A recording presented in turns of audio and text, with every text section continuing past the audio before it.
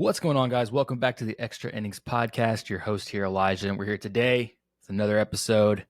Not a super long, extensive list today. Got lots of games. Yesterday was kind of a slow day. I think there was only like maybe 6 or 7 games happening yesterday. Let me double check on that. But I know it was a slow day. There was no Yankees game, no Diamondbacks game. I think the biggest game of the day was probably the Mets and the Dodgers, which I did not watch. I should have watched it, didn't. I was doing some other stuff. 3, 5, 6, 7. There's 7 games. I was on it. 7 games. Some of the more notable moments yesterday. The Angels actually had quite a bit of bombs, including Mike Trout, who hit 2 in the day. I think they were the first team to hit 3 home runs at Fenway in like the first inning or something like that. Absolute mammos, right? Trout hit one, dead center, cleared the stadium, pretty nuts. I know we just talked about Mike Trout last episode and how I feel like his talent is being a little bit wasted over there. But we're going to see. We're going to see if they can put something together. They did look good yesterday, and they beat Boston. And Boston's been kind of a struggling team at the moment. So going to be interesting. But again, kind of something that happened there. The Mets actually came in and took the game yesterday 4-3 from the Dodgers, which is a big win. Again, Dodgers, who are, I think that they're like the Titanic who's slowly sinking, to be honest. And that's a hot take. And I could be totally wrong. Again, they've got a lot of pitching injuries, a lot of stuff happening over there. And it just seems like there's just some uneasy feeling with Boston, with LA right now, the Dodgers specifically. And I know they just came in and kicked the shit out of the Yankees on Saturday. What was it, like 18-2 or something? So I get it. I can understand where some people would be like, what the hell is this guy talking about? I just have an uneasy feeling with the lack of pitching over there. I saw Clayton Kershaw start last week against the Guardians. A little shaky in the beginning, but he kind of steered the ship correct and did okay. Just not as poised, not as sharp. I just, a lot of things. Yamamoto got tattooed pretty good, but then Fried came got tattooed as well. So, it's going to be one of those things. But I'm going to highlight a little bit of that series on did I also talked about it? I don't remember if I've even talked about it. I think I previewed it. But yeah, so first on the list is going to be, and I kind of segued myself in there, the previous World Series matchup from last year, Dodgers, Yankees. It was kind of an uneventful series. I guess the best night was obviously Friday, was Max Fried versus Yamamoto. Both teams came in hot, just dropping absolute bombs. Judge first, Ohtani, and then what is it? And then going to Saturday. Just kind of Saturday was terrible. I'm not even going to sugarcoat it. Will Warren came in, got absolutely pieced up. Just not good. Just not good from Will Warren on Saturday night. That pretty much set the tone. I did talk about the first game on Saturday. That's right. I'm an idiot.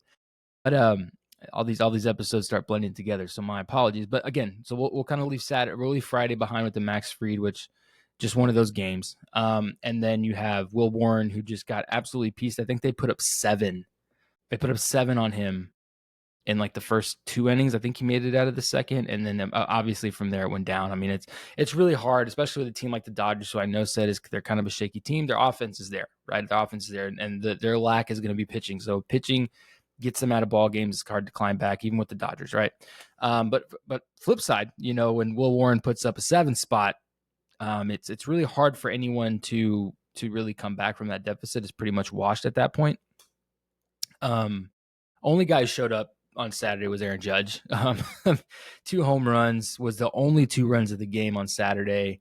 Just dismal. Kike came out to pitch in the 9th with his helmet. It was a disaster, right? So I'm not even gonna talk about Saturday. But Sunday, much better game. It was on Sunday Night Baseball. If you watched it, awesome. Much better, clean game. Who threw that game? Yarbrough. Honestly, this guy Yarbrough, who came out of nowhere, I kind of wanted to talk about him a little bit.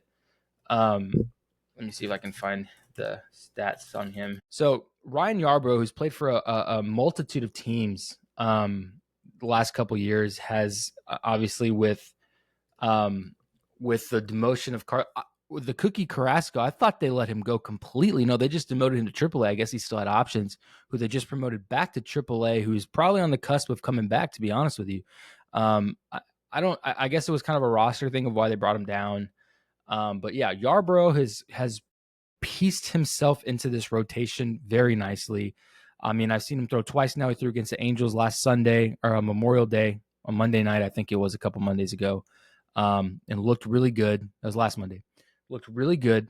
I mean, and the funny thing is that he's just this tall, lanky lefty, tops out at like 89, maybe 90. He's got this cutter and a sweeper, and he's able to locate so well that he's just pitching really, really good. And he pitched again against the Angels last week on Monday, and then pitched against the Dodgers on Sunday, and he just looked really, really good. I mean, I was genuinely surprised at how well he's been pitching, and kind of, especially given his track record, he's kind of bounced around a lot of different teams, but he's just been really effective. So it was great to see. He pitched deep. I think he went into the sixth. The Yankees came out swinging. It was really good. Dominguez, Judge, Rice hit a deep ass bomb in like the first or second. They were up 6-1 at a point, kind of over. The thing with that is like the Dodgers and the Yankees, if the Yankees have a lead on the Dodgers, you can't ever really count it out. I mean, they've just showed us too many times that whether it was in game 5, whether it was the game on Friday night, whether it was this one, that even a 6-1 lead is not really safe. You got to just watch out. But the other player that I was actually like super hyped for, was awesome to see, was DJ LeMahieu, who went like 4 for 5. Yeah, 4 for 5 on the night. First 4-hit game since 2021. Out of nowhere. And I know that DJ's kind of been on the cusp here and there, hasn't really done a whole lot. Has been fighting his way back to get into the lineup. I think he's like 36, so he's towards the tail end of his career. Yankee fans, Yankee personnel didn't know exactly what they were going to get out of him, if there's much left, but he's assured them that there is a lot left in the tank. And I think Friday or Sunday night against the Dodgers was a great tell to that. So good news there, especially with them anticipating the return of Jazz Chisholm, with the loss of Oswaldo. So yeah, awesome. So it's going to be interesting. Obviously, a split series.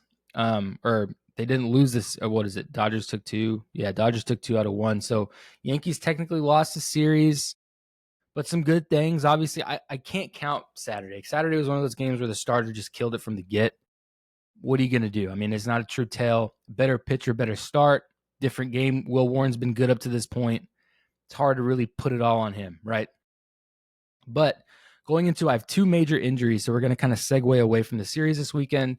Real quick, one last thing: the Dodgers are 1 step ahead of the Yankees. I don't think that's true. I think that these teams are even. Honest to God, I think they're even. I think they're close. Could we see a rematch?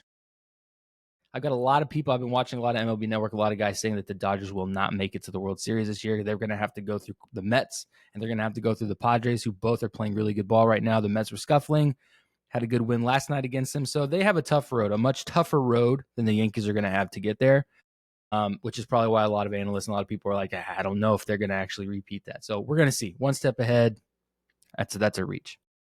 But going into, I guess, last night, our news broke this morning.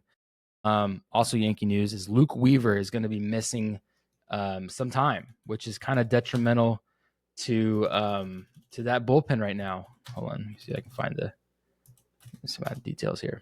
So Luke Weaver, thank God it's not arm issues, right? Because I have another injury we're going to talk about that is an arm issue. But Luke Weaver is going to be missing 4 to 6 weeks with a hamstring problem. Strained his hamstring while he was warming up in the 9th. I don't have details on how that happened. He said he felt something. Let me see if I can find the quote here. Here's a quote. He felt something when he had finished warming up, and when he went to stretch, he felt something in the middle of his hammy, is what Boone said. So we had to make a switch on the fly. We're hoping it's not too serious. 4 to 6 weeks is gonna hurt a bit. And then that's gonna move some pieces around. They are expecting Fernando Cruz to come back, who's been on the IL with some shoulder stuff. And they did get Loizaga back, who's also been good for them. I think he just got hit up a little hard on Saturday. Shocker. No one showed up on Saturday, but they do have a great bullpen. And that's the thing. And with the acquisition of Devin Williams over the offseason, there's a lot there. But here's the thing, right? So with Weaver leaving, or at least being out for these 4 to 6 weeks, and then at that point hoping that it's only 4 to 6 weeks and it's nothing more serious than that, they're gonna have to move Devin Williams back into the closer role, which he seriously struggled with thus to this point. I mean, they especially the beginning of the year, blown save after blown save. I think his ERA is still in the 7s. It's not good. Since though they moved him into the idea was that Weaver was obviously the closer all last year. They get Williams. They put Williams in the closer role, give Weaver back the setup role, and that went to shit real quick. Then they flipped it. They started giving Williams some lower leverage situations, some sevenths, some eights, and they kind of worked him back into some serious moments, notably the one against the Padres. That was a big moment, 3 strikeouts there. And then ever since, the eighth has kind of been his thing. He's kind of torn it up. He's done a lot better. Notably, the problems that he had was command with the fastball. That airbender thing, the changeup he throws is nasty. It's always been there. But if you can't protect the changeup with a fastball, at least a good fastball, you're either going to get hit hard. Sorry, you're going to get hit hard, or you're going to have a lot of walks, which is exactly what had been happening to him. And then you walk guys, especially in late innings. You let teams linger. It's going to come back and bite you in the ass. And that's kind of been where we're at. But like I said, since then, he's done good. I've enjoyed watching him pitch. He's done a lot better. He's been locating the changeup, locating the fastball, still a little bit errant with it here and there, but enough to be, effective. And he's been good. So again, we're going to have to put Devin Williams back into the closer role. Your setup guys are going to be Cruz and Loizica. And then in the middle rotation, you're going to have Leiter Jr., Tim Hill. Those guys have been there for a while. Ian Hamilton as well. And then Brent Hedrick. And then the depth guys are going to have Beater, De Los Santos, and Efros. So still a really good bullpen. It's going to really depend on what happens with Williams. If Williams can get back into that closer role and do what he's been doing for years in Milwaukee. So it'll be interesting. But yeah, sad to see Luke Weaver. He's going to miss 4 to 6 weeks. Kind of just a fun guy to watch, man. Fun guy in the clubhouse. See him. He's kind of a goof. But now on a more serious note, kind of on my second team here that I've been really following this year, aside from the Yankees. Corbin Burns, if you didn't know, on Sunday, just kind of adding insult to injury to these Diamondbacks who on Saturday night did not record an out. Every batter reached on Saturday. Brandon Pfaadt got absolutely shelled, walked guys. It did not go good for Brandon Pfaadt. I think they scored 9 in the first. All 9 batters reached. It took them, 40 minutes to get an out. So not good. Yeah, not good. And that was kind of the big issue. And after that, there was a lot of people. I mean, I was watching that game live. It was one of those things where you just couldn't look away. I think they ended up, the Nats, and it's the Nats, right? Okay, and I was going to talk shit, but I'm not going to say anything because the Nats have been playing good ball. Not that good ball, but they've been playing good ball. Obviously, James Woods, Nathaniel Lowe, they got some pieces. But the thing was, it was just terrible pitching. When the crowd is ecstatic, like you just hit a grand slam because you got the first out of the game, it's not good. So a lot of fans were pretty upset. I was just like flabbergasted. I don't know if I'd ever actually seen that. I'm sure it's happened before. I mean, baseball's a weird sport, but I had never seen it, let alone see it live. And it was kind of crazy. It was kind of crazy. But a lot of Diamondbacks fans were down. It was, the Twitter was brutal. Seeing some of the stuff people were saying. Honestly, if I went to that game and I saw that, I'd be pissed. I paid money for this. Brutal. I mean, that's bad. But on another note, right? You got to bounce back. So they came back Sunday. Corbin Burns, their ace, was supposed to come out. He's going to start. He gets into the 5th and calls for trainers after a single from James Wood. Wood, I don't know. CJ Abrams, I'm an idiot. I'll get those two guys can lead off later and I'm okay. I don't know why I thought it was James Wood. Yeah, CJ Abrams. So CJ Abrams gets a hit on a cutter that just didn't break. It looked really flat. And then he, asked for trainers to come out. A lot of different people speculating on what was said. John Boy hasn't done one yet. There's a lot of people talking about what he said. It was something along the lines of, my elbow's dead, it's done, which seemed pretty damn close from what I read. Yeah, sad, man. It's just like bad for the Diamondbacks. And we're going to talk about some other aspects of them as well, some other teams here in a minute. But just adding insult to injury for these guys, man, who just lost Rodriguez, Erod, to shoulder inflammation or shoulder issues. Now they're going to have to deal with this. After Brandon Pfaadt couldn't record an out, Zach Gallen's been not really Zach Gallen this year. Merrill Kelly hasn't been really Merrill Kelly. He's been okay. So it's just kind of like, man, excuse me. And the thing is that they just signed him. 6 years, $210 million. And he's been really good over the last couple of years. He's made 28 starts every year since he won the Cy Young in 21. So it's like what happened, right? So after the game, I saw the article, I saw the interviews, and he said that he felt it get tight and he didn't want to push it anymore. That's why he called himself out, which is, and I get it. A lot of these guys are going to gatekeep. They're not going to want you to know the full story. They don't want you to speculate, because if you say too much to the media, they're going to take it and run with it. Things are going to get misconstrued. That's how these things go, right? So he was like, no, I just felt tight. We're going to get an MRI and see from there, right? Same with Lavelle. I think Lavelle said the same thing. Goes to get the MRI, now seeking a second opinion. Now I've been getting in arguments with people on Instagram, because I follow a couple pages, and I was like, man, second opinions are never good. And we all can go back to multiple different times. And if you don't know, a lot of times if a player goes and gets a second opinion, it's because he doesn't agree with the first one, whether that's he's hurt, you're not hurt, whatever. Getting a second opinion, some people are like, it's not a big deal. Like there was another player in the past that got second opinion. He was fine. Sure, I'm not saying this is an every time occurrence. This doesn't happen every time, though. You look at the Garrett Cole situation, who got his diagnosis, didn't like it, got a second opinion. Next day, Tommy John, done for the year. So I've just seen it happen too many times, and being an athlete myself and knowing guys who have gone through injury stuff and have had injuries in the past, when you go to a doctor and you don't like the initial, God, my headphone is like having some bad feedback, and you don't like the initial, diagnosis, they go for a second somewhere else. And most of the time it's going to correlate. They're going to be the same. They concur. And yeah. So I'm hoping, again, I don't know. They didn't really specify when the next opinion would be happening, though I'm assuming it was either going to be today or tomorrow. Normally these guys get in, it's going to be quick because these guys are going to need him. He's already been out. But, I guess, as positive as you can be in the situation without knowing much more than elbow inflammation, he's on the 15-day IL. I don't know if that's technically enough. If I was him, I wouldn't be throwing in 15 days. I'd be starting a rehab assignment. So just kind of a weird turn of events, going for a second opinion on the 15-day IL as if they're going to have him pitch in 2 weeks. It just doesn't make a whole lot of sense. But we're going to see. Just another injury to kind of look out for there on top of the Luke Weaver one, which is kind of crazy. But away from the injury, right, we're going to get into some more positive news. Jack Caglione, the Florida Gator, first-round pick for them last year for the Royals, is set to make his debut tonight for the Royals against the Cardinals. Honestly, I've been watching this guy since he was at Florida, man. The dude he was at Florida as a two-way guy. He can throw 95. He can drop tanks.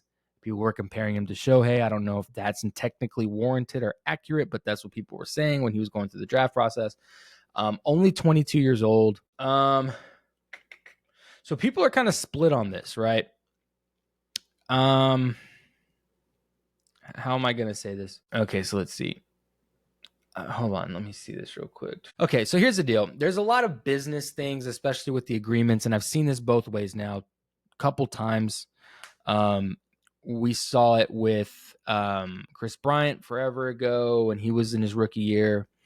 And here's the thing. A lot of people have been talking about the service times and a lot of other things like that. But people are calling this one both ways, and this is kind of a big thing. It's kind of taken away from the magnitude and the excitement and the happiness for the moment of this guy, is that people are like, it's too early. They botched this. They're screwing this up. Blah, blah, blah. They're waiting too long. Like, all this stuff is kind of going sideways. Like, the man's making his debut. And again, personally, if you take out the business, if you take out the agreements, if you take out all the specificity that goes with these contracts and how long people have to wait and XYZ, right? I personally, if you take all that shit out, and let me see if I can find an article that explains it more in depth, because I really can't give you the specifics on it. Okay, so here we go. So everyone's excited about his debut, but a former MLB executive, I guess they're not going to say, is upset. David P. Sampson, president of the Miami Marlins from 2002 to 2017, hopped on CBS Sports to, I guess, talk about this decision. What Kansas City has done is the most single irresponsible move I've seen in a long time. If he's going to be that good, how do you call him up now where he'll hit arbitration a full year earlier than if they waited around June 17th? We waited to call up Miguel Cabrera until after June 17th, and therefore we got an extra year at the minimum. I have no idea how a team that's not in the top 10 of payroll is not paying attention to dates, or the Royals forcing an issue. There's a bunch of horse hockey. So again, yeah, I guess they wanted to wait. And here's the thing: you move all that bullshit out, right? You forget all that. Watch, and this is the thing, right? The Royals are not a bad team, though they're struggling, right? So I don't think they give a shit about dates and arbitration. They want him here to get on there with Pasquantino, with Bobby Witt, Salvador, all those guys. They want that now so that they can still try to make a run this year. I really believe that's the issue. They don't give a shit about the dates or the arbitration or what's going to happen in years for it to come, right? They want him now. And I think that's important. I think that's the biggest thing. We're trying to win ball games. Who gives a shit? If you're looking at it, and this guy's coming from, obviously, he was a GM. He's coming from a different vantage point, looking at it differently. But at the same time, the dude's been fucking mashing. What is he batting like? He's batting like 320 something jacks. Let me see if I can. So this year alone, he's at 199 at bats. He's batting 322 with a 982 OPS, 15 jacks, and 56 RBIs.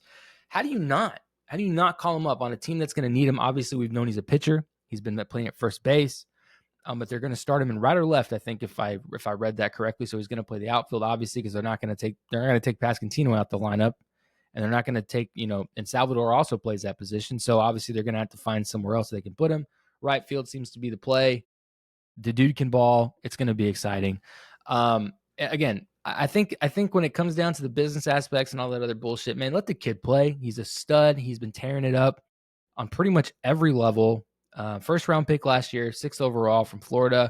Will they use him to pitch? I don't know, but it's still exciting. It's fun to see.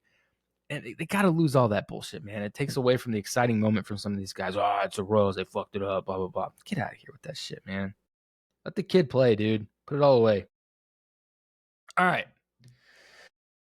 Now, let me see if I can find the article I found. Now we're going to talk about something, and this is something I kind of touched on last time. As I told you guys, as we get into the summer months, the trade deadline is on July 31st at midnight, if I'm not mistaken, meaning all deals, anything once August 1st hits, set in stone, whether you're on one team or the other, you're there for the remainder of the year. What happens after that happens after that. And it's getting to the point, and I told you guys, I've said this now multiple times, we're at the point now where it's June 3rd. Right. So a lot of teams who are hovering around that 500, slightly below, slightly above. Looking at roster control, who they have, who's hurt, who's not. Are they going to make a run? Is there a realistic possibility they're going to make something? There are a lot of teams who are on that fence line, and that's where we're going to start finding out if these teams are going to be sellers, buyers, et cetera, et cetera. The buyers at the trade deadline are pretty obvious. Guys that are obviously in the hunt already. Yankees, pretty much all first place teams. Yankees, Mets, maybe Dodgers. The Phillies possibly. They have the Astros on here as buyers. When the fuck have the Astros bought anything of real worth besides getting a deal on Justin Verlander after they traded him 6 months prior? I don't know. To say the Astros are going to be buyers, I don't know. They seem to be a really good budget team, and they're going to keep rolling with what they have. That's kind of what I've seen on a buying track. So those are the for sure buyers, I'd say. The Cubs for sure, who have already made big moves. The Tigers probably looking to add a couple pieces. The Yankees are for sure going to be buyers, especially with this Luke Weaver thing. The Oswaldo Cabrera hurt, though they did just get DJ back and moving again. But again, how can you really expect a whole lot? The Dodgers are for sure going to try to, I'm sure, figure out some pitching with Snell, Glasnow on the IL, a couple other guys here and there. Evan Phillips done for the year. Gratterall, who's in and out of the IL all the time. You got Kershaw back, who you don't really know what you're going to get out of him, so they're definitely going to be buying. Cubs are going to try to add probably some pitching. They still have some pitching woes over there, especially losing Justin Steele at the beginning of the year. So yeah, going to be interesting. The Mets are. I don't know if the Mets even have money to spend, so I don't know about that one. But guys on the cusp, I get in and out. Blue Jays for sure. Who are kind of always just there. The Royals, I think, are definitely going to probably try to buy, especially with the pull-up. They're going to try to do something, obviously. It's very evident with pulling up the Caglione and all that. They're going to try to do something. Guardians, I don't know. Giants, maybe. Cardinals are for sure on that track. But again, we're going to have to see more. I'd say we'll know more. On these teams, whether it's the Blue Jays, the Royals, the Giants, the Cardinals, the Padres. Pitching maybe. Padres. Honestly, the Padres I think would probably try to put some acquisitions before the deadline. I lumped them in there with the Yankees and Tigers in them. But the Mariners, Blue Jays, Royals, Cardinals, Giants, we're gonna have to wait till the end of June. Probably the first week of July is probably when we'll see some of those guys kind of fade it one way or the other. Now the middle. And when I say fall in the middle, okay, I'm not talking about selling. I'm talking about buying or staying the same. I mean, these guys are all kind of in a hunt for either a playoff spot or a wild card. So that's that group, right? So now we're hitting the middle of, are we going to be buying or selling? There's two different realms here. So there's buying or rolling with what we got. We have a good team. We're going to see what we have. And then there's another realm over here that's buying and selling. And I think if you're buying or rolling with what you got, you're in a much better position than if you're buying or reselling. Because if you're selling, yeah, it's you're looking at a rebuild phase, which is not always fun. So in the middle, which I think I've kind of noted this before. So this guy on MLB says the Rays, Red Sox, Rangers, Angels, Braves, Brewers, Reds, and D-backs. Okay. Let's start with the Rays. So the Rays, they have 2-3 good players, Diaz and a couple other pitching guys that are okay. They may sell those pieces, but again, what could you really get for them? In my opinion, the Rays are very dismal, low. They don't even have a field right now, so there's a lot. The Rays are kind of, I don't know about the Rays. The Red Sox. Now the Red Sox are interesting. They went out. They got Bregman. They got Crochet. They got Walker Buehler. But again, they're a team that's really struggling. They've had all the drama with Devers. They lost Casas, who they've had another that kind of goes into the drama with Devers. Bregman's now out with some hamstring issues. He got hurt running first base or rounding first base. And now they're dealing with more Devers drama there. Who, like, do you want to play third? I don't know. But again, I think that's another team that's going to be at the kind of, we're going to have to wait and see if they can pick it up and figure it out. They just called up that kid who can ball. They put him at third. I don't know. I forgot his name. Curly headed dude, who's been playing good ball. Christian Campbell, who's kind of slumped since, right? So it's kind of an up and down thing over there. They've lost guys. They've had guys underperform, but then they pulled up some guys who can play. Devers obviously having a great year after having a legendary slump to start it. So there's ups and downs, right? So I think by the end of this month, we'll know with Boston. It would really suck. Again, the guy on the 1 year, I think is Buehler, who's only on 1 year. That guy they're going to push off and try to rebuild. Will they try to deal off some of these other guys? I don't know. I don't think Devers is on there because they signed him. He's pretty much going to die there. And I don't mean it figured. I mean, he's going to end his career there. It's over. I don't mean he's actually going to die. But yeah, so the Red Sox are one of those ones. I agree. They're definitely in the middle. It's going to lean one way or the other. If they can get above 500 and put some shit together, they might be a team that ends up maybe acquiring a couple pieces if they see that future. But again, this is all going to come out to looking at their roster and saying, okay, and looking at the roster, looking at the performance and looking at the schedule and seeing like, okay, if we can win X amount of games by 7/31, will we make a reasonable run at a postseason? If the answer is, around the tables or no, we're probably going to see some guys get traded, see some guys go on the block. But if they see some stuff and say, like, well, this guy's playing really well, we've won X amount of games, we've won the last couple series, we can feed on that momentum, get another 1 to 2 guys, may change the trajectory a bit. So interesting there. The Rangers are in the middle. Bullshit. I think they're sellers. Honest to God. I don't know who. I'd have to kind of dig deep and see who, but the Rangers have been dismal at this point. I don't see them coming back. That's going to hurt some of my friends' feelings. Sad because they have DeGrom, though DeGrom seems to be kind of trying to figure out who he is now. He's not the overpowering 100-mile-an-hour guy. He's the 94, 97 trying to be crafty. Didn't even record a strikeout his last start, but then did really well again his past weekend. Or 2 starts ago, he didn't record a strikeout, which is the first time he's ever done that in his career. So they're trying to figure out some things over there. Obviously, they just got Corey Seager back. Simeon hasn't been playing well young. So they have these really great pieces. But if it's not gelling, do they sell some of them off and try to start a rebuild after their World Series win in 23? I don't know. An interesting thing is that Rangers and D-backs are both in this position. Both didn't make the playoffs last year. Interesting. Angels.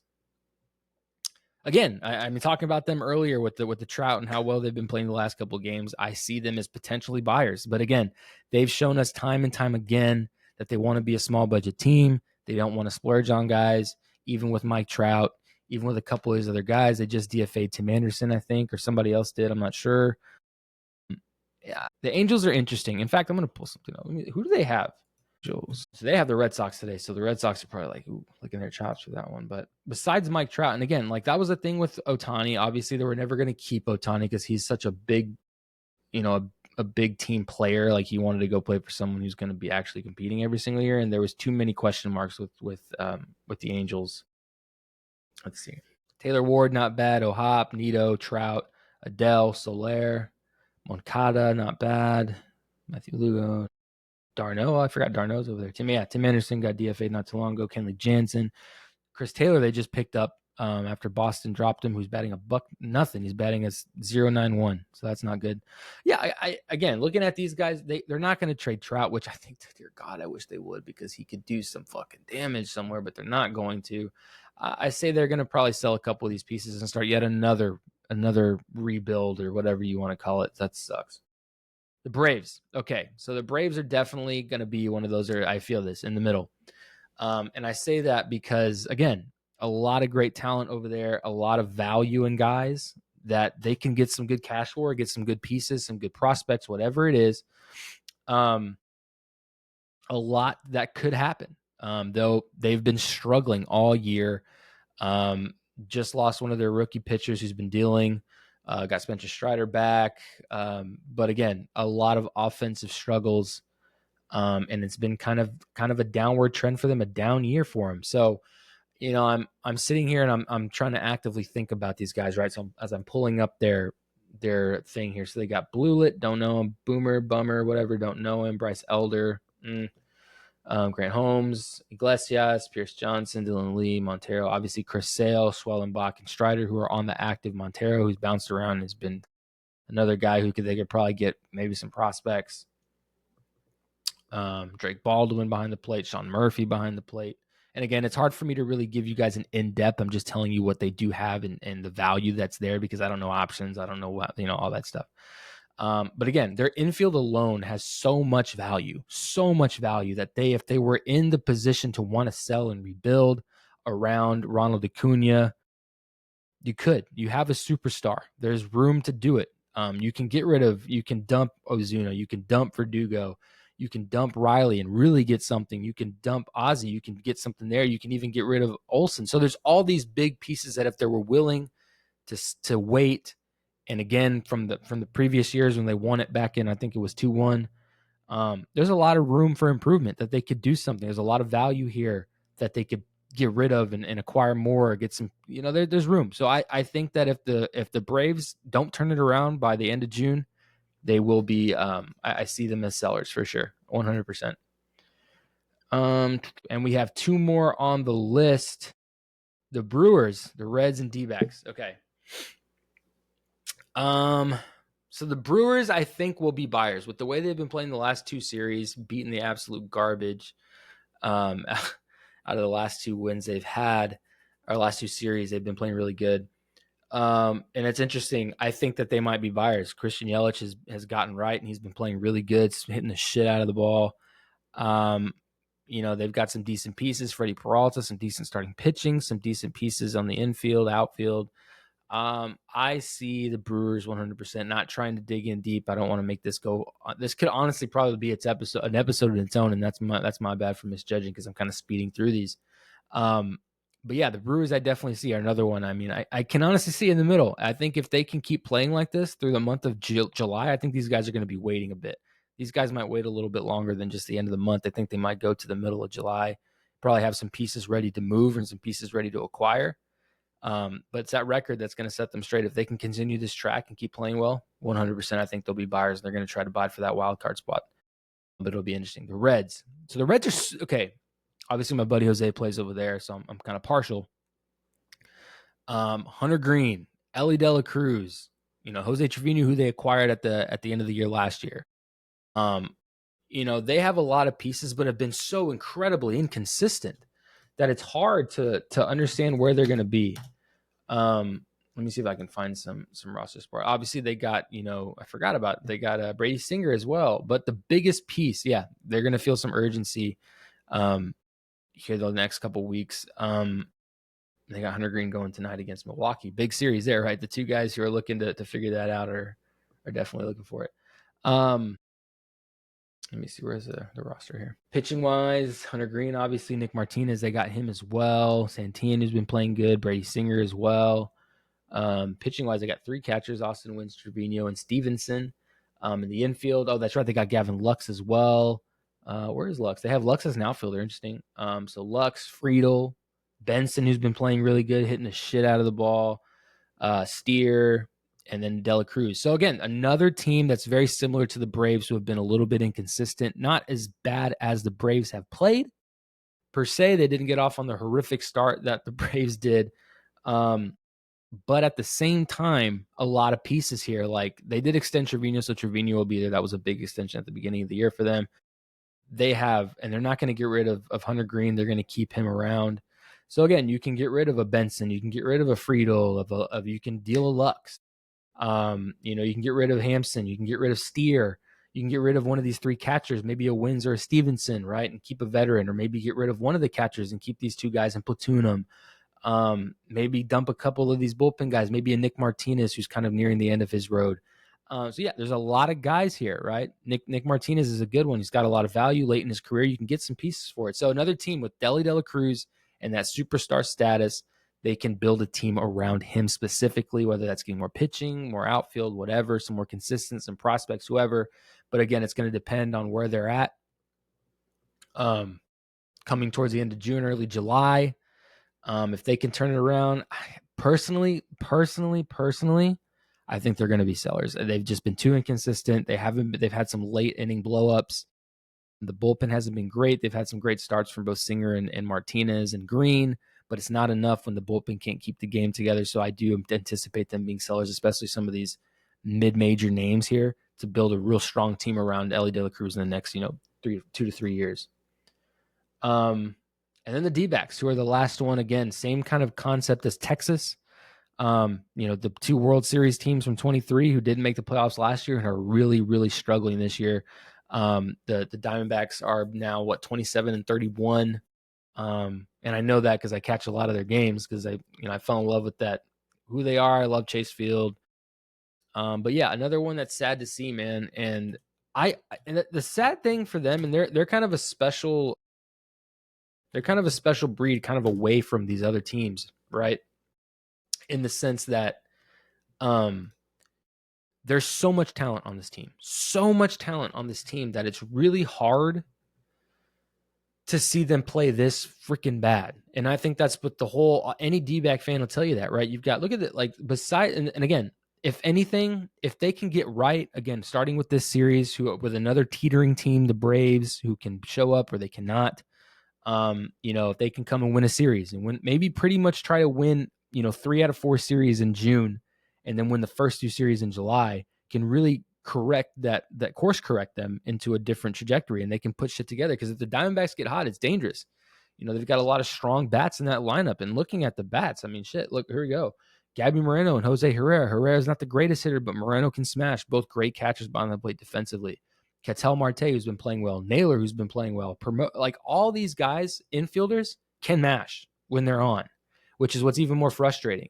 And then Carroll, obviously, Grichuk, Alec Thomas, who's pretty much a defensive specialist, so we'll kind of keep him out. But Gurriel Jr., Grichuk, and Carroll can all smash. Carroll, obviously, stands out in that group. Ketel Marte and Naylor and Perdomo stand out for the next group. I mean, Perdomo's going to be a fucking all-star, watching him play all year. He's going to be an all-star. But again, the biggest piece here is the pitching, and the pitching is going to make or break them.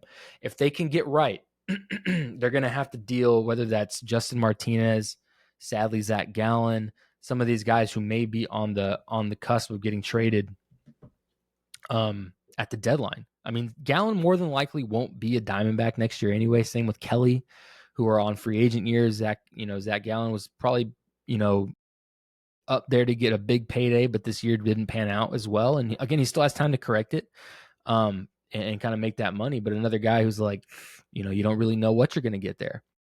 every time he steps on the mound. So Brandon Pfaadt, another guy. So a lot of these guys, Shelby Miller, Christian Mena, who has incredible potential, young guy, credible potential, who can be dealt for some true value. Yeah. So the thing is if these guys can't get right, if these guys can't figure it out, put it together, which would be so disappointing is the word I guess I would use.